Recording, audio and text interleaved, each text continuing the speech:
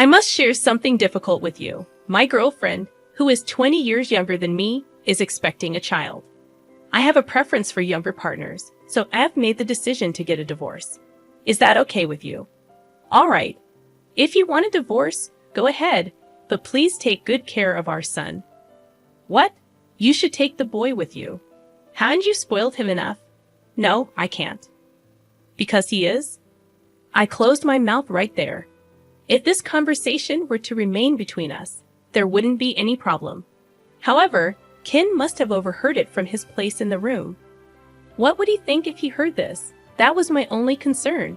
Still, I must respond. Otherwise, this man will not understand the gravity of the situation. Destroying our happiness and only thinking about his own, that's too selfish. I won't stand for it. Just as our happiness was taken away, I want to take his away too. Driven by such feelings, I decided to confront Ted with a shocking truth. My name is Mila Davis. I am 41 years old, living with my husband Ted and our high school junior son Ken. I married Ted 13 years ago when I was 28. Back then, I was an insurance saleswoman visiting various companies to sell insurance.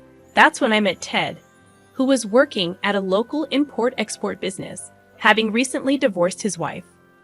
My wife cheated on me and left me. Now I'm living with my 5-year-old son, just the two of us, and it's pretty lonely, he said, looking somewhat sorrowful. Every time I visited Ted's company for work, I started talking to him. Eventually, Ted asked me, "Would you like to go out together?" But we never went out, just the two of us, because Ted always brought his son Ken along. He can't stay at home alone, right? I'd really love for you to be my son's new mom, but I guess you wouldn't want to marry a man with a child, he said. Seeing him like that, I thought he truly cherishes his child. If he could care for a child like that, then surely he'd care for his family. So, I decided to marry Ted. But that was all a performance to marry me. In fact, as soon as we got married, Ted changed. I quit my job and became a housewife. Housework and childcare became my job, which wasn't a problem, but Ted started neglecting Ken. Before our marriage, he even brought Ken along on our dates. But after our marriage, he didn't even look at Ken, not just on weekdays, but even on weekends. Ted never talked to Ken, never took him out, never played with him, nothing. Even after Ken started elementary school, Ted's attitude didn't change. I went to all the school events alone, and he totally ignored all events that parents should join and enjoy together. You could at least attend some of the school events with Ken, I told him once. Ted made a grimace, signed annoyance, and said sorry. But I'm just tired from work. What? Oh, be quiet. Taking care of our son is your job as his mother, right? Just do it properly, he shouted, ending the conversation. What happened to the man I knew before we got married? I felt a twinge of regret. Then, one day, Ken had just come home from elementary school and was helping me prepare dinner when a message from Ted arrived on my phone. Wait, what? He's bringing his subordinates home from now on. Apparently, he was going to bring several colleagues home. Ted had just been promoted to team leader, so he probably wanted to deepen his relationship with his new subordinates. What should I do? We don't have any food stored. They would surely end up drinking at our home. And if that's the case, we'll need some snacks. It's not even an hour's drive from the office to our home.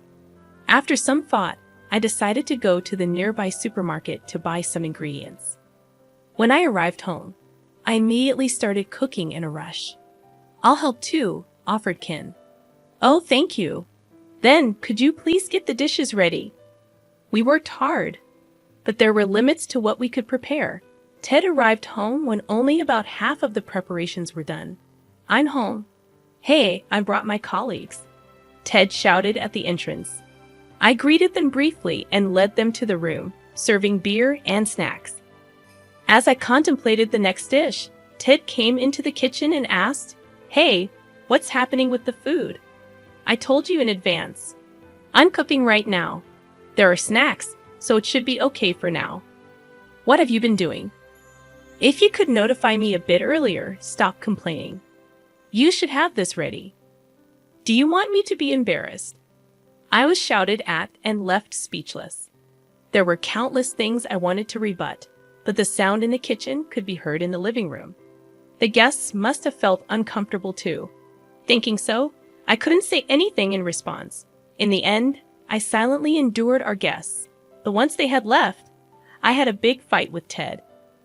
I was angry at Ted for shouting at me just because of his own convenience. Ted puckered his lips and said in a childish manner, "Okay, fine. I'll have a party and some venues from now on. Happy now." After that, Ted started hanging out more.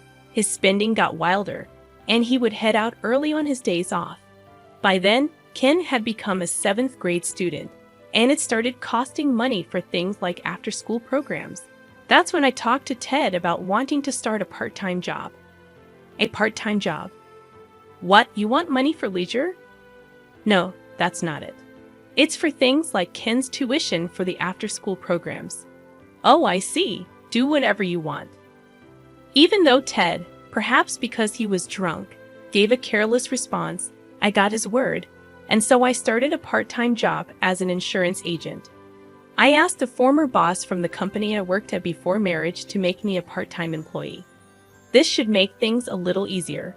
Even then, because Ted complained, I couldn't slack off on housework. The time I could work was limited, and I had to prepare dinner before Ted got home. I managed my time well and kept working. Then, one day, I accidentally let work run late. I hurried home, but Ted had already returned. As soon as he saw me, Ted asked with a sullen face, "Where have you been?" "I was at my part-time job." "Part-time job? You weren't cheating on me, were you?" Ted stared at me intently. "There's no way that's true." I denied it firmly, but Ted kept looking at me with suspicious eyes. Just as I was wondering what to do, Ted reached out for my smartphone. "Let me see. I'll check if there are any men's names." "Stop it. Shut up." Ted forcefully snatched my phone and began to check the contacts. He quickly found my boss's name. "Hey, who's this? It's a man's name, isn't it? He's your lover, ain't he? All right then." Before I could react, Ted dialed my boss. "Stop it. You just keep quiet." Thankfully, the misunderstanding was cleared up quickly. I extended my sincere apologies to my boss, urging Ted to do the same. However, he simply looked away, blaming me for making the situation appear dubious.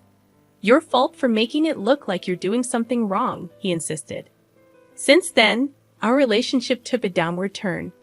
Even as Ken progressed to the 9th grade, nothing changed. I couldn't help but question whether it was okay to continue in this strained relationship. Despite my concerns, I struggled to find a way to mend our relationship. Before I knew it, Ken had become a senior in high school, preparing for college. Recently, the atmosphere between Ted and me had turned icy, and arguments at home became rare. At least this way, it wouldn't adversely affect Ken's studies. I thought things could remain like this until Ken entered college. Then, one day, my job required me to be near Ted's workplace. If our relationship had been better, I would have invited him to lunch. As I muttered this, I noticed Ted's car across the intersection. "Wait, is that Ted? With who?"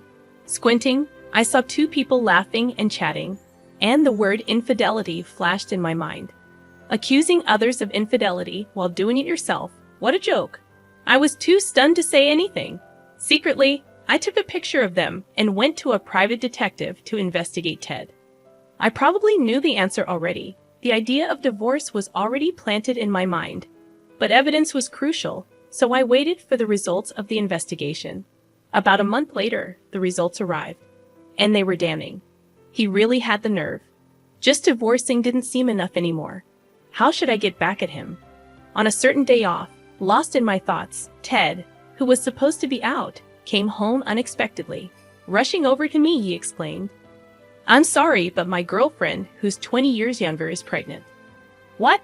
I couldn't believe my ears, but there he was, a smirk on his face, declaring, "So yeah, my girlfriend, who's 20 years younger, is pregnant. I prefer younger women, so I'm gonna divorce you. That's fine, right?" Well, he certainly had the guts to confess his affair himself. However, I saw this as an opportunity. With this in mind, I decided to seize the moment. "Go ahead and get married. but please take care of our son."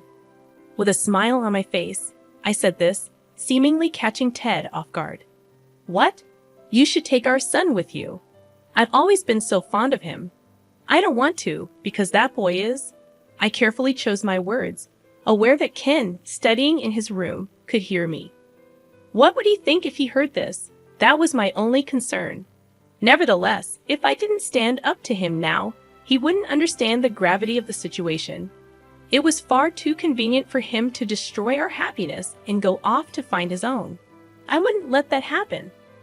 I wanted to snatch away his happiness, just like ours was taken from us, driven by these thoughts. I decided to confront Ted with a truth that would stun him.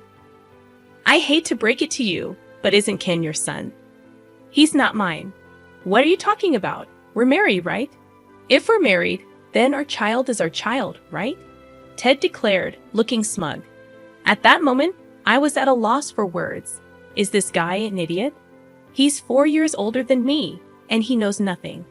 I was too stunned to say anything, surprised at his lack of understanding. I exhaled deeply and hit Ted with the truth. "Ken is your child with your ex-wife, right?" "So what?" "In other words, to me, Ken is your stepchild. To make a stepchild one's own, one must adopt them." "Ha, adoption." Ted furrowed his brow. "Generally speaking, stepchildren remain just that, stepchildren. To act as a real parent, the only way is to adopt them legally. Without doing that, you can't have parental rights, and the child won't be legally recognized as yours. Of course, socially, they may be seen as your children, but there's no legal binding. A step-parent has no legal obligations, and a stepchild has no rights to the parent's inheritance." I explained to Ted, "I didn't adopt Ken when I married you. That's why I can't take Ken with me." "Hold on, so does that mean I have to take care of Ken?" "That seems to be the case. Although I wouldn't say you'd be charged with parental negligence just for leaving him alone. Ken is a high school student, an age where parents are obligated to raise their children. In other words, it can be said that Ted can't just abandon him." While looking stunned, Ted pleaded with me, "Come on, that can't be right." "What can't?" "I have a baby on the way, and I plan to live with my newborn and my soon-to-be wife, just the three of us. That was the condition for marrying Kay." "Oh, so the woman he cheated with is named Kay." "So?" "That has nothing to do with me. It's got everything to do with you. This could all be resolved if you just take Ken. But I've told you I can't, right? Just find a way. Please don't ruin my happiness," he begged. Don't ruin his happiness. I was shocked at his audacity. After shattering our happiness, he doesn't get to demand his own happiness. With clenched teeth, I told Ted, "No matter what you say, what can't be done can't be done. You should ask your girlfriend Kay. You're truly heartless." "Fine. You'll regret this." Ted slammed the table and stood up. As he picked up his cell phone, he walked out of the room, making a call in the hallway. "Yeah, that's right, so." I could hear his voice. Eventually, Ted came back and said to me, "Just wait. I'm bringing Kay over." "What? You're bringing her here?" "Of course, because you're refusing to budge. I have no other choice." For some reason, Ted shouted angrily, seeming to believe he wasn't in the wrong. "Well, we still have to discuss the division of property. And this might make things easier." With that thought, I quietly watched Ted leave. About an hour had passed since Ted left the house. He returned, bringing a woman with him. As I stole a glance at her, she greeted with a look of discontent. "Ah, hi!" She didn't even attempt to meet my gaze. I could somewhat understand her feelings. Meeting the spouse of the person you're having an affair with, no matter how you think of it, cannot be a pleasant experience. Regardless, Kay turned out to be the woman who had been in Ted's car that day. I can't deny thinking it's all because of this woman, but thanks to her, I can bring Ted down to his lowest. With that thought, a smile naturally spilled onto my face. How should I start the conversation?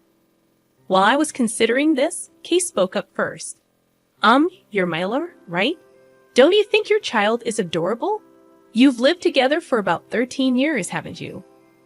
Are you talking about Ken? If so, I do think he's adorable.